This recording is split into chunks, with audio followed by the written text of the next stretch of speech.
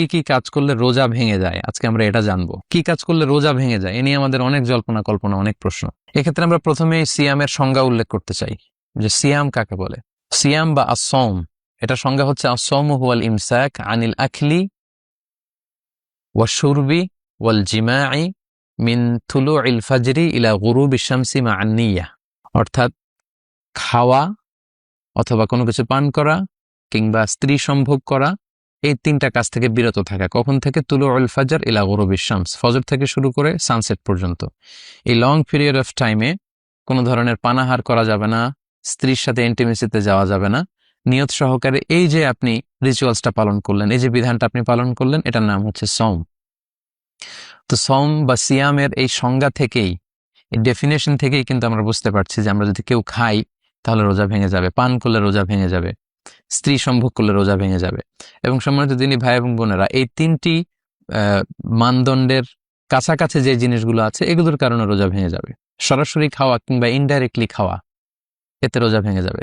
Directly আপনি স্ত্রীর সাথে ফিজিক্যাল ইন্টিমেসিতে যাওয়া অথবা যে কোনোভাবে আপনার শাহওয়াতকে পূর্ণ করা, এটার মধ্যে দিয়ে যদি আপনার সিমেন আউট হয় তাহলে কিন্তু আপনার রোজা ভেঙে যাবে।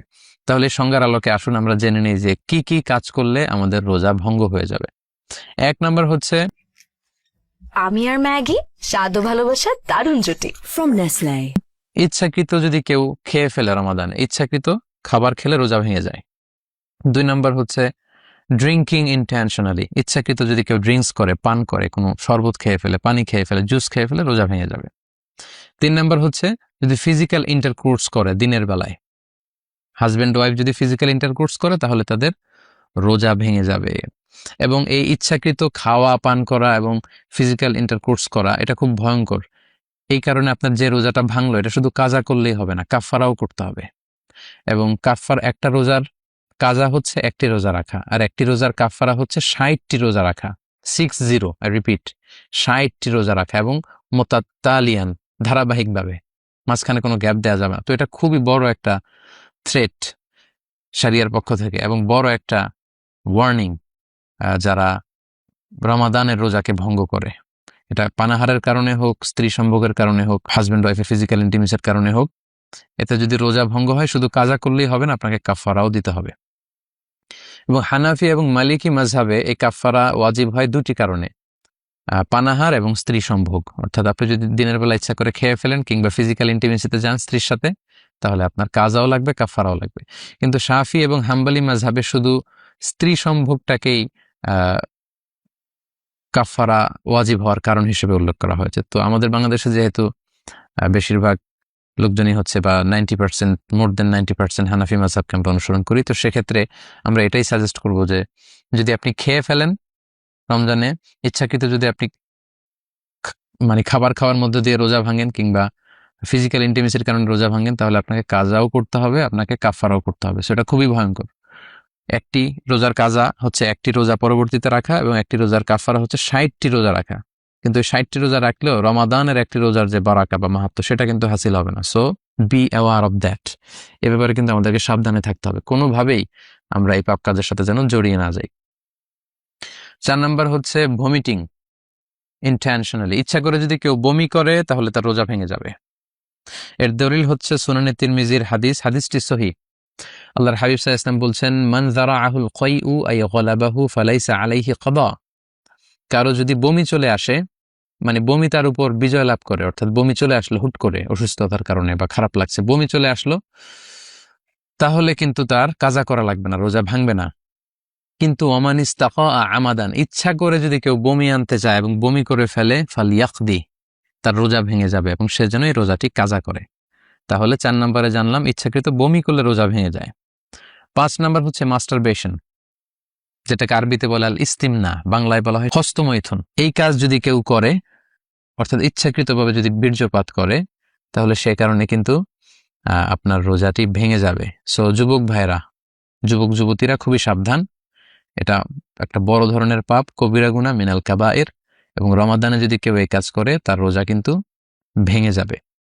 এটার দলিল হচ্ছে সহিহ বুখারীর হাদিস, হাদিসে কুদসি, যেখানে আল্লাহ তাআলা ইরশাদ করছেন, ইয়াদাউ তুআমাহু ওয়া শারাবাহু ওয়া শাহওয়াতাহু মিন আজলি। রোজাদার রমজান মাসে আমি আল্লাহর সন্তুষ্টির জন্য খাবারকে বর্জন করে পান করাকে বর্জন করে এবং তার শাহওয়াতকে বর্জন করে, তার যে ডিজায়ার, তার যে যৌন তাড়না, এটাকে সে অবদমিত করে রাখে, কন্ট্রোল করে রাখে। সো আপনি যদি ইস্তেমনা করেন অর্থাৎ মাস্টারবেশন করেন, তার মানে এর মাধ্যমে আপনি আপনার শাহওয়াতকে, আপনার খায়েশকে আপনি পূরণ করলেন। সিমেন আউট করার মধ্য দিয়ে আপনি কিন্তু আপনার এই শাহওয়াতকে অর্জন করে ফেললেন। ফলে এই যে সিয়ামের একটা পার্ট হচ্ছে শাহওয়াতকে বর্জন করা, সেটা হয়নি। ফলে এ কারণে আপনার রোজা ভেঙে যাবে। সো খুব সাবধান। 6 নম্বর হচ্ছে কেউ যদি সিগারেট খায়, স্মোকিং করে, স্মোকিং ইনভ্যালিডেটস দ্য ফাস্ট। স্মোকিং এমনি তো এটা বড় ধরনের গুনাহ, এটা স্বাস্থ্যহানি হয়, পরিবেশ দূষণ করে, আশেপাশে যারা থাকে তাদেরও ক্ষতি। সো যারা স্মোকিং করছেন রমাদানে, খুবই সাবধান, আপনাদের রোজা কিন্তু ভেঙে যাচ্ছে। কারণ স্মোকিং এর মাধ্যমে যে টোবাকোর যে ধোঁয়া এবং এর মধ্যে কিছু পার্টিকেল কিন্তু আপনার দেহের ভেতরে চলে যাচ্ছে, স্টোমাকে চলে যাওয়ার সমূহ সম্ভাবনা। এজন্য স্কলাররা বলেছেন যে স্মোকিং করলে রোজা ভেঙে যায়। 7 নাম্বার হচ্ছে নাকে যদি আপনি কোনো ওষুধ দেন, let's say nose drop, it's very sensitive. I repeat, আমি আবার বলছি, নাকে যদি আপনি কোনো ধরনের ড্রপ ইউজ করেন, কারণ our nose is a gateway to reach to our stomach. আমাদের নাক দিয়ে কিন্তু আমাদের স্টোমাকে পানি, খাবার এগুলো পৌঁছে যায়। এজন্য দেখবেন কেউ যদি অসুস্থ হয় তাকে অনেক সময় নাক দিয়ে স্যালাইন দেওয়া হয়, নাক দিয়ে খাবার দেওয়া হয়। তার মানে নাক দিয়ে আমাদের পাকস্থলিতে বা আমাদের স্টোমাকে খাবার পৌঁছানোর একটা গেটওয়ে আছে। সো এই নোজ ড্রপে কিন্তু আপনার রোজা ভেঙে যাবে। এটা ভেরি সেন্সিটিভ, সাধারণত usually it goes in. So এই জন্য স্কলারদের ভিউ হচ্ছে যে আপনি নাকের ড্রপ যদি ইউজ করেন, এটার স্বাদ গলায় চলে যাবে এবং স্টোমাকে চলে যাওয়ার সম্ভাবনা। সো এটাতে রোজা ভেঙে যাবে। তাই আমরা সাজেস্ট করি আপনি রাত্রিবেলায় নাকের ড্রপ ইউজ করবেন। নাক দিয়ে কোনো ওষুধ ইউজ করলে কিন্তু আপনার রোজা ভেঙে যাবে। এটার দলিল হচ্ছে সুনানে তিরমিজির হাদিস। আল্লাহ রাসূল সাল্লাল্লাহু আলাইহি ওয়াসাল্লাম এক সাহাবীকে বলেছিলেন যে আসবিগিল ওযু, তুমি অজুকে পরিপূর্ণভাবে আদায় করো, ওয়াখাল্লিল বাইনাল আসাবি', আর অজুর সময় আঙ্গুলগুলো সুন্দর করে খিলাইল করে করে পানি পৌঁছে দাও, ওয়াবালিগ ফিল ইস্তিনশাক, আর ভালো করে নাকে পানি দাও। আমরা অজুর সময় নাকে পানি দিয়ে ইস্তিনশাক করি। তবে ইল্লা আন তাকুনা সাইমান, তবে তুমি যদি রোজা অবস্থায় থাকো তাহলে নাকে পানি দিতে যেও না, নাকে পানি দিয়ে ভেতরের দিকে টান দিও না। কারণ রোজা অবস্থায় নাকে পানি দিয়ে ভেতরের দিকে টান দিলে এটা আপনার খাদ্যনালী দিয়ে স্টোমাকে, আপনার পাকস্থলীতে পৌঁছে যাওয়ার সমূহ সম্ভাবনা, এতে রোজা ভেঙে যাবে। তাই নাকের ড্রপ যদি আপনি ইউজ করেন আপনার রোজা ভেঙে যাবে। তাহলে সম্মানিত শুধু আমরা এই পয়েন্টটাও ভালো করে আশা করি বুঝতে পারলাম যে আমরা কি কি কাজ করলে আমাদের সিয়াম ভঙ্গ হয়ে যায়। পয়েন্টটিও আমরা আশা করি বুঝতে পেরেছি।